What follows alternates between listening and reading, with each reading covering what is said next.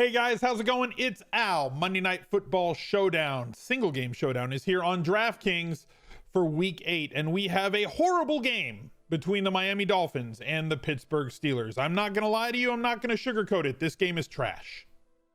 Miami Dolphins have actively been tanking this season and acquiring assets in order to hopefully be able to put themselves in a chance for contention 2, 3, maybe 4 years down the road. They're building this franchise from the ground up by tearing everything down, and it's basically turned into just a complete crap fest every single week. We stream whoever's playing against Miami. We stream defenses against Miami because their offense has been so horrible. They have given up the second most DraftKings points to opposing quarterbacks, the third most DraftKings points to opposing running backs, and now they've got to face the Pittsburgh Steelers in a single game showdown where every one of the Steelers has been priced up, and we have a 14-point spread in this game with a total of only 44, meaning that we're expecting maybe 2 touchdowns out of Miami and maybe 4 touchdowns, as many as 4 touchdowns out of the Pittsburgh Steelers. We've seen a couple showdowns that have just been kind of garbage, right? Looking at the Thursday night football game and the Monday night football game specifically, where defensive slugfest, defense in the captain spot, multiple kickers, defenses, everything else, just ugly games, as we tend to get on island games, right? I mean, the Thursday night games are typically being played on a short week, so you can expect a little bit more ugly football in those games. And then you also have the NFL rule where every single team needs to get an appearance on one of the island games, Thursday night, Sunday night, or Monday night football before the end of the year. It's part of the collective bargaining agreement where these teams all get a primetime game. So they kind of have to throw on Thursday night, usually 2 bad teams, to get 2 out of the way, right? So that's why Thursday night football generally has some really bad matchups. And Monday night football is typically the premier matchups. They threw Miami on a Monday night knowing that Miami was going to be horrible before the season started. But we can't pick the schedule. We just have to play the games that are in front of us. It's not our fault. It's not DraftKings' fault. You could say it's the league's fault for not picking a better game, but they had to put Miami on a showdown slate sooner or later, right? They had to end up on a primetime game. So here we are, week 8 with Miami in a primetime game. If you guys do like the videos, other than this one, you know, all the other videos that I put out on this channel, do me a favor, and because of the great content in those other videos, not that this video is not going to have good content for you to consume, but like, if you like the other videos, drop a like on this video, subscribe to the channel, and please ring that notifications bell, because all the other videos are really fun, have a lot of great content. I'm dreading having to talk about the Miami Dolphins in depth, but here we go. Starting right at the top of the list, James Conner. 13,400 for James Conner. The guy's been pretty good recently, right? He's been up and down, but he's had a couple of games over 25 points, 11 points against Baltimore, predictable, really good defense. At San Francisco, predictable, really good defense. You could make the argument that he's a bit of a schoolyard bully. Going against the Chargers on the road and going against Cincinnati, one of the worst defenses that we stream running backs against every single week. Now he gets another one of those type of streamers, and a schoolyard bully will pick on the weaklings, and Miami is a weakling. So he's going to be much like Dalvin Cook, one of the highest owned, if not the highest owned player, both on the slate and in the captain spot this week. If you're trying to win this GPP on DraftKings, if you have him in the captain spot, you're not going to be unique. It only pays out, what, like 22% of the entrants that come in here. I'm expecting well over that 22% mark to have James Conner as their captain this week. If that does not occur, if that does occur, if there's 30% of lineups with James Conner, and James Conner puts up a Dalvin Cook-like night, kind of like Dalvin Cook did in that last, in the Thursday night game against Washington, you could have a situation where you're going to have to find spots to differentiate yourself in the flex. We also have spots on this roster, or on this lineup this week for this showdown slate, where you might be able to do that, because if the touchdowns don't go to Conner, and touchdowns are really what separates a single game showdown slate or a play or a tournament lineup in a single game showdown slate from others, we have to find the players that have the most touchdown equity on this slate and hope that those guys, more than James Conner, have an impactful game at their salary point. Conner is obviously the best play on the slate. He is going to be the highest projected player on the slate. He's going to be the highest projected captain on the slate in terms of raw projection points, and also will probably be the highest owned. Mason Rudolph, I mentioned how Miami gives up the third most or second most fantasy points on DraftKings to opposing quarterbacks. If you think that this is a spot where they can get him a bunch of fantasy points with easy touchdowns against a Miami defense that is ill-equipped to stop anybody from scoring touchdowns, whether it's on the ground or through the air, and those touchdowns don't flow to somebody like James Conner, then he is somebody else who I think will be highly owned in captain and gives you a counter spot to him in the captain spot. Obviously, talk about this every week. If you have Mason Rudolph in your captain spot, I want at least 2 of his pass catchers on that same sort of team. I want to pair him if I'm building, and personally I use the projections in the optimizer at dailyroto.com. Go check them out if you want optimizer or projections for NBA, NFL, college football, golf, and hockey. They do a great job, as well as having alerts that they send out. They do a fantastic job. Promo code SMIZLIFE at checkout if you wanted to check out their product. 10% off at checkout for any new customers there. If you're building groups on their optimizer or any other optimizer, you're going to want to put Juju Smith-Schuster, Johnson, McDonald, any one of the pass catchers that's on this team, Washington, anybody.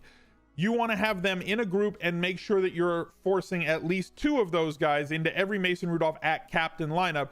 You can include James Conner in those lineups, but I don't think that you need to, because James Conner will end up in those lineups based on his high projection anyway. I don't need to force James Conner into Mason Rudolph at captain lineups, but I'm not going to keep him out of Mason Rudolph at captain lineups. You also want to build, you don't need to do this as much, but you do need to have at least 1 player from the other team. You can't run 6 of one team. You have to have at least 1 player from Miami. So if I'm going to run captain's lineups with Mason Rudolph, I'm going to make sure that I build a group on the other side, call it a bring back group, that has every single one of Miami's players on that team that I can just run down the list and put them in. My favorite player on Miami this week, probably Preston Williams, as they project to be playing from behind in this game. Preston Williams has been their most active wide receiver and their most utilized wide receiver inside the red zone. Let's take a look at NFLsavant.com, because they do such a great job of presenting a visual for you guys to see. Preston Williams with 21% of Miami's total targets on the year.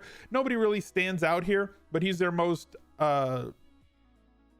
impactful, outside of maybe Devontae Parker being the second guy, but he sits at 17.5% of the targets. And then once we get close to pay dirt, if Miami does get close, here's their total red zone targets. Preston Williams with 8 of those, and has completed 4, with Devontae Adams only at 5. So 40% of the market share of their red zone targets goes towards Preston Williams, as opposed to the 21% that he sees on the rest of the field. So he would be my favorite Miami player to stack coming back the other way, unless you want to just use their kicker at 3,200 to free up some salary, which you're going to need to do with as pricey as they've made all of these players that sit on Pittsburgh. So looking at 20,000 at captain, leaving you 5,900 with James Conner, you're gonna have to find other ways to save money, which means that I think that just like the game with the Patriots, and just like the game with Washington against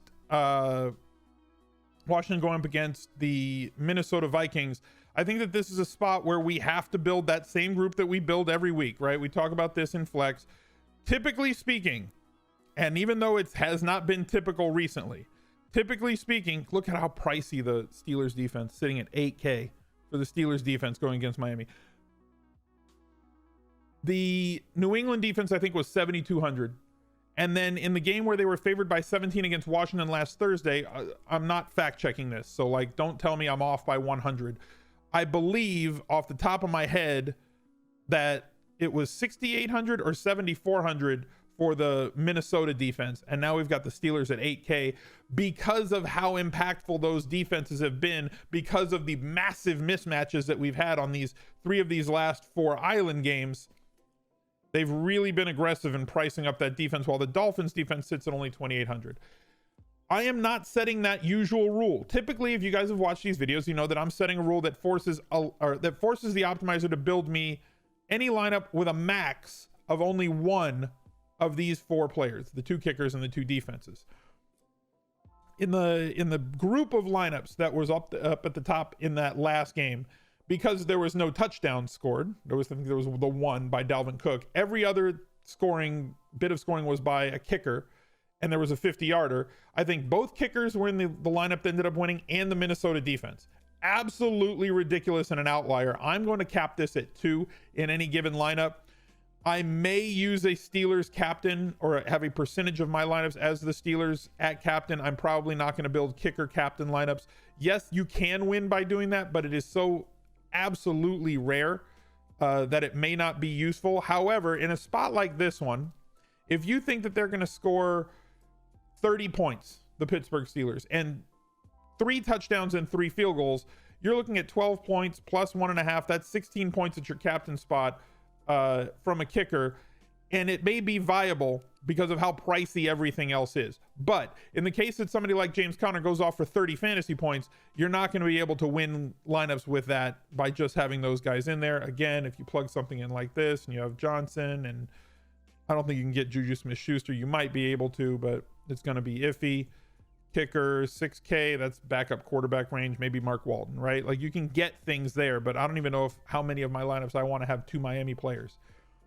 Again, this is an ugly game on an ugly showdown slate. I may sit this one out personally. I have not yet decided if I'm going to play this Monday night showdown. I would like more competitive games, higher scoring opportunities, less blowout spots, because it allows me to be contrarian without being stupid. To be contrarian on this slate would mean that you're going to have to say, okay, I want to line up with Devontae Parker and Preston Williams and probably, a captain of Mark Walton. And they're going to score 21 points in the first half, the Dolphins, and that's going to set me apart because everybody and all the ownership's going to be on the Steelers. But I don't know how much confidence I have that has a reality of happening. I can't rationally think that is going to be something that happens. Now that I've said it on YouTube, obviously, if it does happen, my mentions are going to be completely lit on fire. But this is how I try to be contrarian.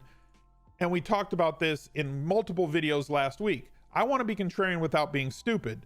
And the problem is, slates like this one don't allow me to approach a tournament, even a tournament as high variance as a single game showdown,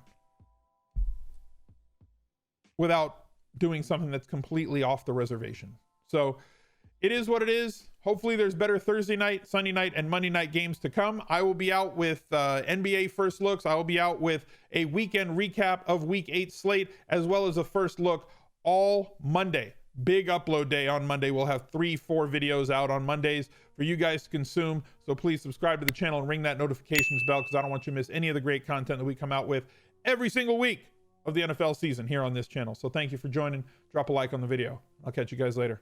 Bye. He's a legend.